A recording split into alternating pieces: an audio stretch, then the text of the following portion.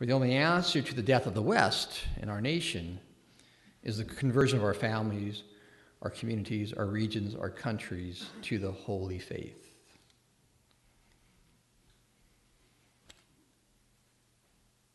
And yes, the family is the key. The breakdown of Western civilization doesn't have its locus in a nation's capital or presidency, but in the home and parenting. So too, the current moral crisis in the church does not have its roots in the priesthood or the papacy, but in marriage and family. And never before in the history of Western civilization and the church has marriage and family been in such a dismal state. In general, the fact is that traditional marriage, even more so intact first-time marriages, is no longer the norm.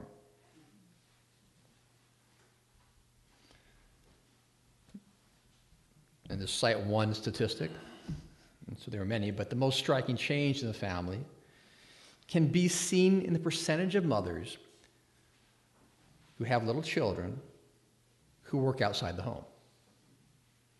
In 1960, stay-at-home moms with overwhelming rule, with more than 80% of married women with preschool children staying at home, exclusively devoting themselves to the family. By 2008, this 80% went down to 36%.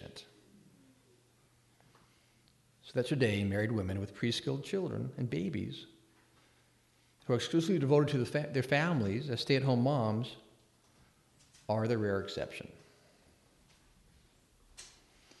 Still, a woman's place is in the home because it is she and her exclusive devotion to the family that validates the family as a sacrosanct entity, an entity unlike any other, save the church herself.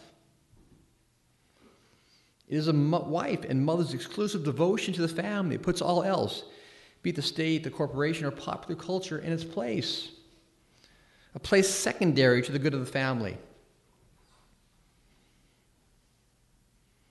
And of course, we know the good of the family is the greatest good for us Catholics, save we give it up only for our Lord Jesus Christ in religious life.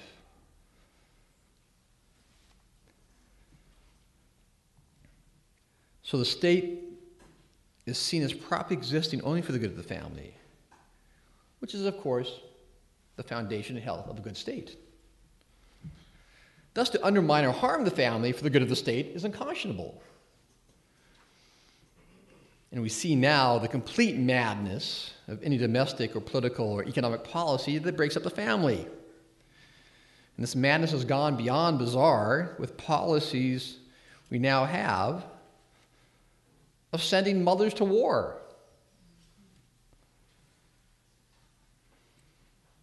Justified because it is good for the imperialistic absolute state, and is good because the manifestation of equal rights.